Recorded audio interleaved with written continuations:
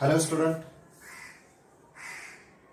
काल आपण centripetal force आणि सर्क्युलर मोशन याविषयी पाहिलं.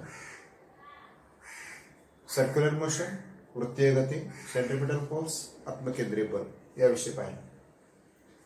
आज आपण या पाठातला पुढचा पॉइंट घेणार आहोत, Kepler's law. Since from ancient times, astronomers had been observed the planetary motion. खूप प्राचीन काळापासून त्या ॲस्ट्रॉनॉमर्स आहेत, खगोलशास्त्रज्ञ आहेत, had been observe the planetary motion. ग्रहगोलांच्या हालचाली हे अनेक वर्षापासून पाहत आले आहेत, ऑब्झर्व निरीक्षण करत आलेले आहेत. Before Galileo all these observations were made with naked eyes. गॅलिलिओच्या पूर्वी म्हणजे जवळजवळ 3000 वर्षापूर्वी ही फक्त अशी उघड्या डोळ्यांनी समोर अशी निरीक्षण केली जायची. आज तारा उगवला, तो कुठे गेला, उद्या कोणता तारा उगवला, परवा कोणता ग्रहगोल उगवलाय पहिल्यांदा, अशी फक्त अगदी उघड्या डोळ्यांनी ऑब्झर्वेशन केले जाते. त्या काळात कुठलेच मायक्रोस्कोप नव्हते. नंतर मायक्रोस्कोपचा शोध लागला, बरेच निरीक्षणं झाली आणि 16व्या शतकापर्यंत by the 16th century a lot of data were available about the planetary position and motion. 16व्या शतकापर्यंत भरपूर माहिती गोळा झाली. कशाबद्दल? अबाउट प्लॅनेटरी पोझिशन, ग्रहांच्या स्थितींविषयी बरीच माहिती बऱ्याच खगोलशास्त्रज्ञांनी लिहून ठेवली, गोळा करून ठेवली होती. आणि त्याचबरोबर त्यांच्या गतीविषयी माहिती बरीच गोळा झाली होती. John Kepler studied all this data. John केपलरने ह्या सगळ्या माहितीचा नीट अभ्यास केला and stated 3 laws describing planetary motion. आणि मग या ग्रहगोलांच्या गतीविषयी त्याने 3 नियम लिहून ठेवले. हे stated 3 laws describing planetary motion. Now these laws are as below. The first law is Kepler's first law. The orbit of a planet is an ellipse with the sun at one end of the foci, that is of a elliptical orbit. आता इथे बरेचसे प्रश्न आहेत. आम्हाला orbit म्हणजे कळालं, कक्षा. Of a planet, ग्रहांची कक्षा. इज अन इलिप्स, इलिप्स म्हणजे लंबगोल. With the sun at one of the foci. या एलिप्सच्या एका फोकायवर सन असताना ग्रहांची ऑर्बिट ही इलिप्टिकल आहे असं त्यांनी म्हटलं होतं. म्हणजे ग्रह, the orbit of a planet is an ellipse. ते लंबगोलामध्ये फिरतात, त्यांची कक्षा लंबगोल असते. त्यावेळेला सूर्य कुठं असतो?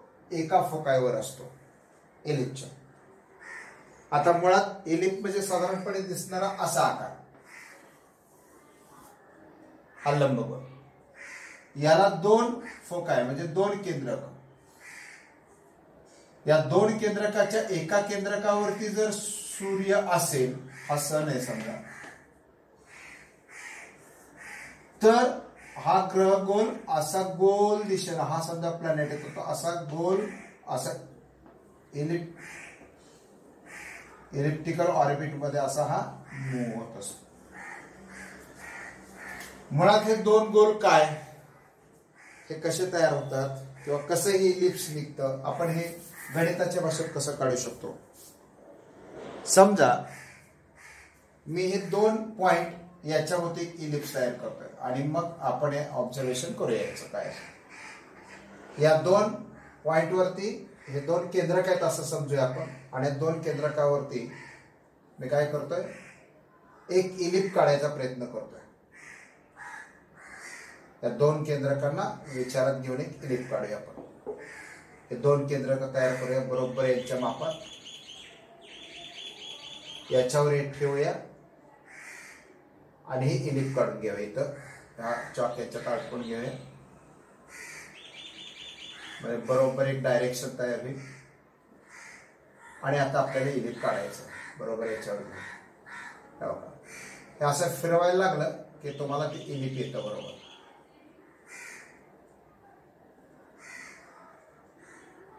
कळतंय का?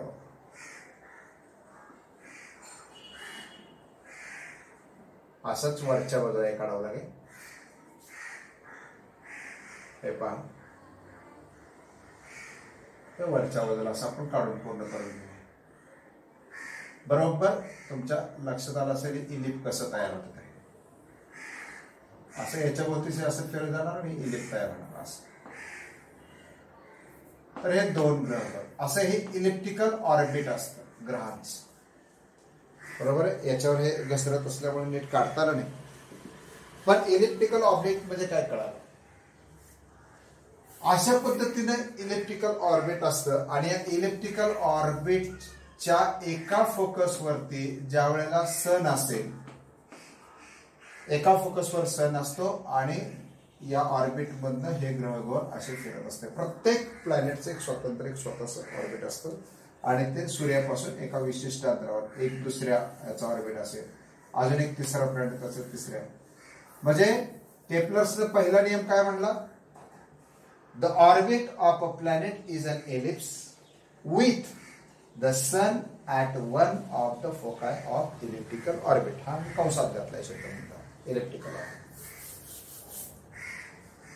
दुसरा आहे सेकंड लॉ, त्याचा आहे Kepler second law.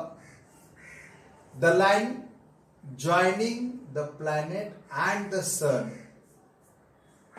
The line joining the planet. Suppose हा प्लॅनेट आहे, ए नावाचा प्लॅनेट आहे. एक प्लॅनेट ए प्लेसवर आहे.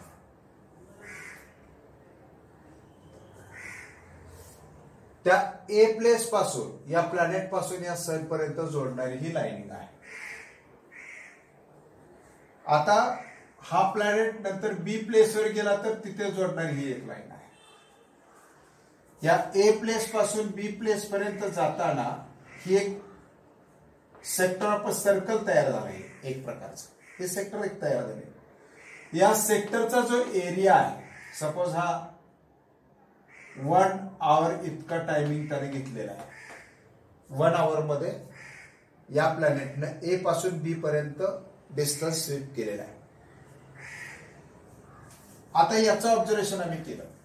सपोज हा प्लॅनेट नंतर सी प्लेसवर गेल्यानंतर पुन्हा आम्ही ऑब्झर्व करायला सुरुवात केली. पुन्हा 1 आवर एवढा टाइम घेऊन हा प्लॅनेट सी पासून डी पर्यंत स्वीप झालेला आहे. म्हणजे त्याच्या या प्लॅनेटची ही जे दोन पोझिशन झाले आहेत, first initial position, last position. जसं इथे इनिशियल पोझिशन, फायनल पोझिशन, तसं या सेक्टरमध्ये इनिशियल पोझिशन, फायनल पोझिशन. अजून एका ठिकाणी आपण ऑब्झर्वेशन करणार इथे हे 1 आवरचा टायमिंग कव्हरिंग आहे. इथे पण 1 आवर, इथे पण 1 आवर. सगळ्यात एक मोठा प्रश्न पडला असेल की इथे हे डिस्टन्स थोडस लांब दिसतंय, हे डिस्टन्स थोडं कमी दिसतंय. याचा अर्थ सन ज्या फोकायच्या जवळ असेल, त्या फोकायच्या जवळनं जर गेला, म्हणजे फोकाय जर जवळ असेल, ते फोकस जर जवळ असेल तर सन तिथे फास्ट जातो आणि फोकस पासून लांब असेल तर सन हळूहळू जातो. सॉरी, सन नाही, ऑर्बिट.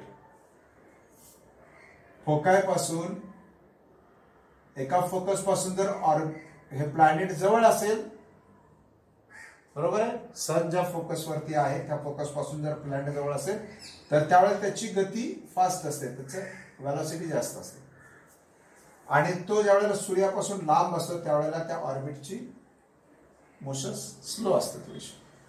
त्यामुळे आपण 1 आवर मधून इथून इथपर्यंत पास झाला म्हणून, पण इथे बाकी 1 आवर मध्ये इथून इथं पास झाला. पण हा जर एरिया तुम्ही काउंट केला आणि हा एरिया जर काउंट केला तर तो सेम भरतो, कारण याचा आर्क मोठा आहे, याचा आर्क छोटा आहे, तरी पण याचे स्वीप, याचं लेंथ मोठी आहे, याची लेंथ लहान आहे. आणि म्हणून त्यांनी असं म्हटले की line joining the planet, line joining the planet, या प्लॅनेटला जोडणाऱ्या 2 लाईन किंवा याच प्लॅनेटली या स्थितीमध्ये असतील, या स्टेजमध्ये असताना जोडणाऱ्या ह्या दोन लाईन्स असतील. स्वीप इक्वल एरिया, हा स्वीप झालेला एरिया, हा स्वीप झालेला एरिया किंवा हा स्वीप झालेला area. Sweep equal areas in the equal interval of time. Equal interval 1 hour 1 hour 1 hour. Second law काय आहे? The line joining the planet and the sun sweeps equal area in equal interval of time. Okay, now the first law is the orbit of a planet is an ellipse with the sun at one of the foci of elliptical orbit. बरोबर आहे. हे elliptical orbit आहे आणि या elliptical orbit एका focus वरती ज्यावेळेला सन असेल त्यावेळेला प्लॅनेट हा एक ऑर्बिट, इलिप्टिकल ऑर्बिट मध्ये रोटेट होत असतो, फिरत असतो, रिव्हॉल्युट होत असतो.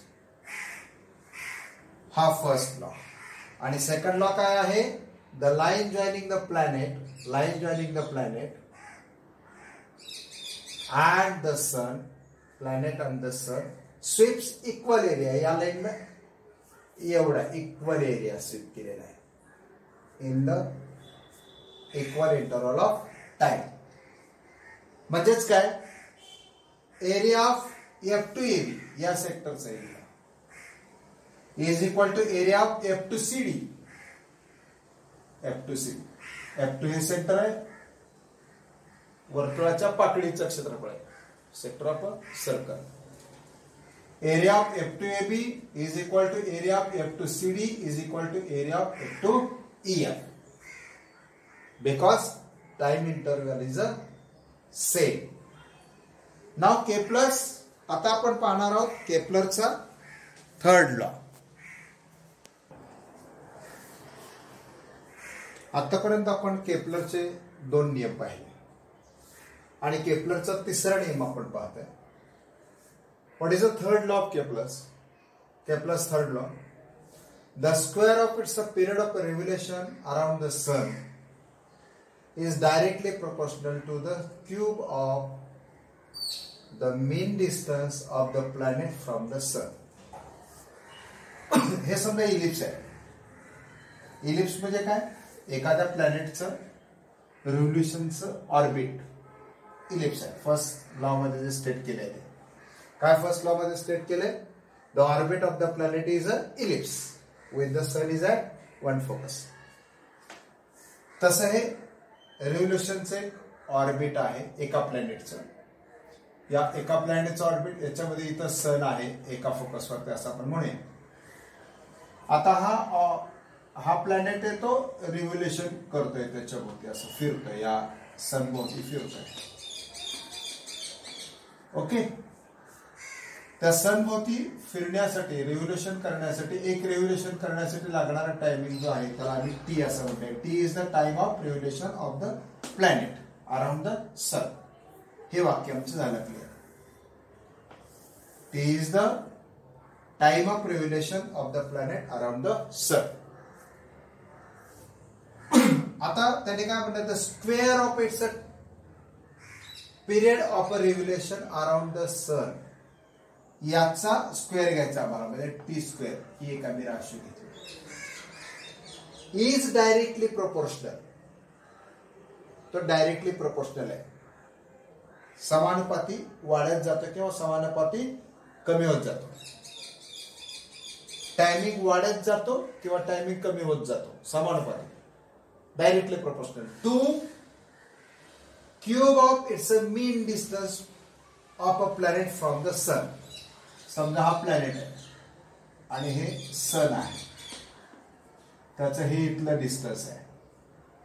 हा प्लॅनेट समजा पुढे गेला तर त्याचं हे डिस्टन्स असेल. हा प्लॅनेट असं 360 डिग्री मध्ये तो रोटेट होणार आहे. एका पॉइंटच्या अराउंड 360 डिग्री असतात. म्हणजे या ज्या लाईन्स आहेत ह्या 360 लाईन्स घेऊया आपण एकत्र. या 360 लाईन्स घेऊया, यांची सगळ्यांची सम करूया. अर्थात ते एपी न शक्य आहे, अरिथमेटिक प्रोग्रेशन अंकगणित श्रेणी. आणि या 360 आर च आपण काय करूया? सम करूया 360r, some of 360r divided by 360 म्हणजे आम्हाला काय ऍव्हरेज आर निघेल. Average distance from sun, average distance between sun and planet, याला आम्ही घेऊया, याला म्हणूया आम्ही आर. आणि त्याचा क्यूब या दोघांच्या मध्ये डायरेक्टली प्रोपोर्शनल असते. हे दोन कसे असतात? Directly proportional. म्हणजे काय? सपोज टाइम इन्क्रीज झाला तर रेडियस वाढलेली असेल. म्हणजे याच्या भोवतीचे एखादा समजा दुसरा रिव्होल्युशन करणारा दुसरा प्लॅनेट असेल तर निश्चितच त्याची आर वाढलेली असेल. मग तो जो आर वाढलेला आहे तो त्या ग्रहाच्या टायमिंगच्या स्क्वेअरच्या डायरेक्टली प्रोपोर्शनल असेल. बरोबर आहे. So time square is directly proportional to R cube. मी इथे लिहिलंय बघा. T is the time of revolution of the planet around the sun and R is the average distance between planet and the sun. The law states that, what is law? Law is stating period of revolution around the sun, the square of a period of a revolution around the sun, that is T square, is directly proportional to the cube of the mean distance, that is the radius. Okay, mean radius, average radius. T square is directly proportional to R cube, that is T square is equal to K. हे proportional चं sign काढलं आणि is equal to घालून इथं K हा constant घालून दिला as per as mathematics ला. T square is equal to K R cube. आता हा R cube इकडे इंटू आहे, तो इंटू इकडचा काय केला आपण? डिवायडेशन मध्ये दिला. इथं मल्टिप्लाइड होता, इथं डिवाइडेड मध्ये.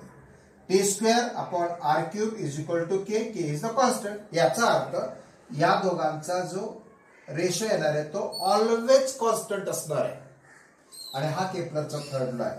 आणि याच लॉचा वापर करून न्यूटनने पुढे जाऊन, या तीन लॉचा वापर करून न्यूटनने पुढे जाऊन जे थेरी ऑफ ग्रॅव्हिटेशन मांडलं त्याचं जे फॉर्म्युलेशन केलंय त्या फॉर्म्युलेशन मध्ये या 3 लॉचा वापर केलेला आहे.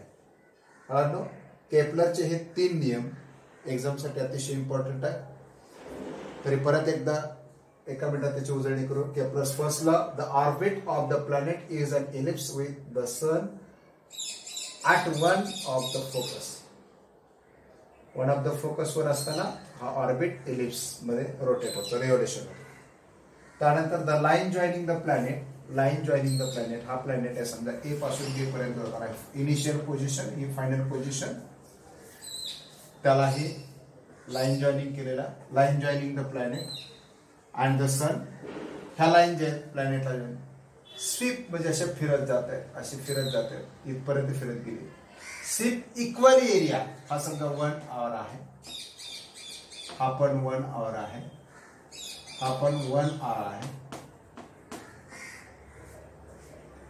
स्वीप इक्वल एरिया, हा एरिया आणि हा एरिया इक्वल आहे आणि हा एरिया पण इक्वल आहे. Equal area in equal interval time 1 आवर मध्ये 1 आवर. इथे असताना थोडा फास्ट पडतो म्हणून हे आर्क थोडा मोठा वाटतोय, पण ऍक्च्युली हा एरिया, हा आर्क जरी लहान वाटला तरी हा एरिया हे दोन्ही सेम आहे. कारण इथे प्लॅनेटनं ए पासून बी पर्यंत जाण्यासाठी 1 आवर एवढंच टाइम इंटरव्हल घेतलेलं आहे. इथे पण 1 आवर एवढंच टाइम इंटरव्हल घेतलेलं आहे, इथे पण 1 आवर एवढं. त्यामुळे यांनी स्वीप केलेला हा जो एरिया, याला इथपर्यंत जाताना जो स्वीप केलेला area is equal to the area या CF1 या लाईननं DF1 या लाईन पर्यंत जाताना जेवढा एरिया स्वीप केलेला आहे तो एरिया आणि हा एरिया सेम आहे. So area of F1AB is equal to area of F1CD is equal to area of F1EF. And the third law, the square of its period of revolution around the sun is directly proportional to the cube of the mean distance of a planet from the sun. That is, the T is the time of revolution around the sun and r is the average distance between planet and the sun, and the law states us that t square is directly proportional to r cube, that is t square is equal to k r cube, where k is a constant. So t square upon r cube is equal to k, that is the ratio is always same for every orbit of every planet. त्याचा radius आणि त्याचा time याच्यामध्ये. आता पुढच्या तासामध्ये आपण formulation of theory of gravitation, ही जी न्यूटनचा थेअरी ऑफ ग्रॅव्हिटेशन आहे त्याचं फॉर्म्युलेशन पुढच्या तासामध्ये आपण पाहणार आहोत, म्हणजे gravitational law of Newton. Thank you.